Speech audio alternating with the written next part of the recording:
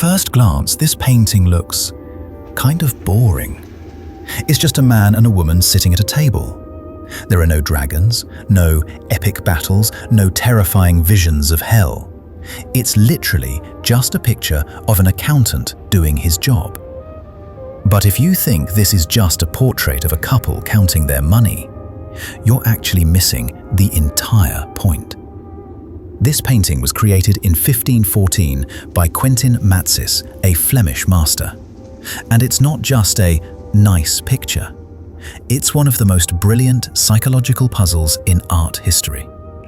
It's a battlefield, but the war isn't happening with swords.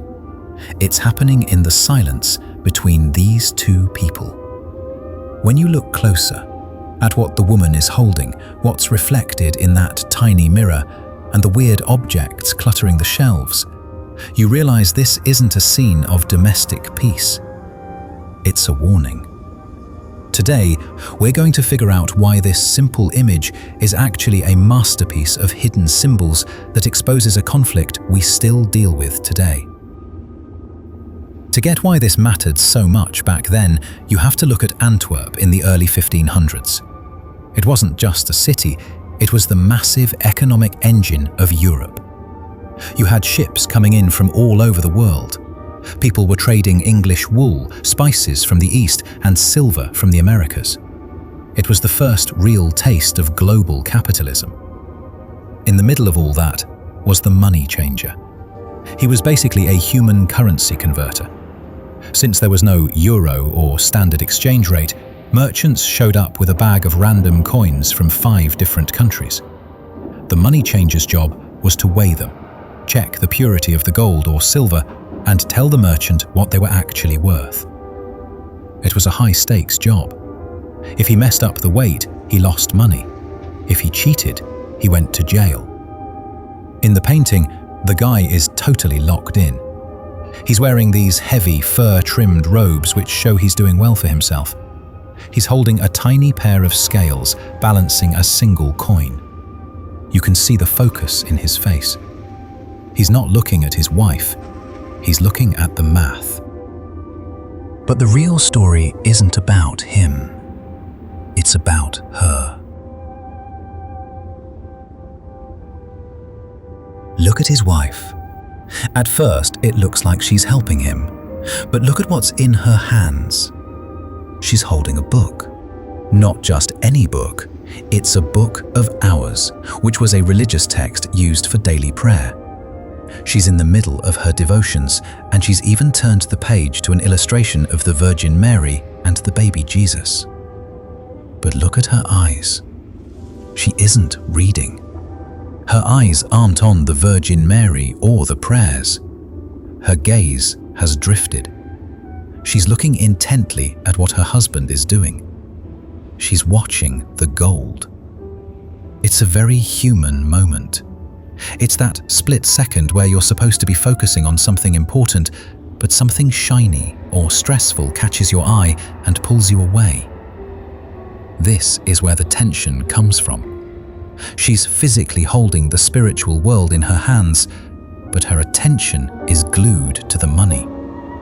It captures that feeling of living in a world that's becoming obsessed with profit while trying to hang on to traditional values. Matsys doesn't just leave us with the question, he hides the answer in the details. If you look at the bottom center of the painting, right in the foreground, there's a small, round mirror. For art history nerds, this is a clear shout-out to Jan van Eyck's Arnolfini portrait from a century earlier. But while Van Eyck used a mirror to show witnesses to a wedding, Matsys uses it to show us the moral of the story. Look into the reflection. We can see the window of the room they're sitting in. Through that window, we see the outside world. We see a tall church steeple reaching toward the sky, but more importantly, we see a man reading a book. People have argued about who this guy is for centuries. Some think it's a self-portrait of the artist. But symbolically, his job is clear. He's sitting by the church, focused on the Word of God. The mirror acts as a corrective lens, showing us what should be happening. It's a direct contrast to the table in front of us. It's a clever visual trick. A mirror usually represents vanity, but here it's used to reflect the truth the couple is ignoring. Once you look past the couple and the mirror, you start to notice the stuff on the shelves behind them. In a painting this calculated, nothing is accidental. Every object is a piece of the puzzle. On the top shelf, there's a carafe of water and a rosary made of glass beads. These are traditional symbols of purity. The clear water and transparent glass represent the Virgin Mary, the very person the wife is currently ignoring. But next to them, we see an apple. In art, an apple almost always points back to the Garden of Eden. It's the symbol of the fall and temptation, a reminder that humanity messed everything up because we wanted more than we were given. And then there's the most subtle detail, the candle. On the shelf above the wife's head, there's a candle that's been blown out. It's not burning. This is a memento mori, a reminder of death. It's telling the viewer that life is short. It doesn't matter how much gold you weigh or how much profit you make. Your time is limited. The flame goes out eventually. And when it does, the gold stays on the table. You can't take it with you. There's one more detail people usually miss because it's tucked away in the background. On the right side, a door is slightly open. Through the gap, you can see two men talking. One looks older, and he's raising his finger as if he's lecturing or warning the younger man. This adds another layer. Is this the older generation warning the youth about the dangers of greed? It creates a sense of unease. It suggests that what's happening at the table, this quiet scene of counting money, is actually dangerous.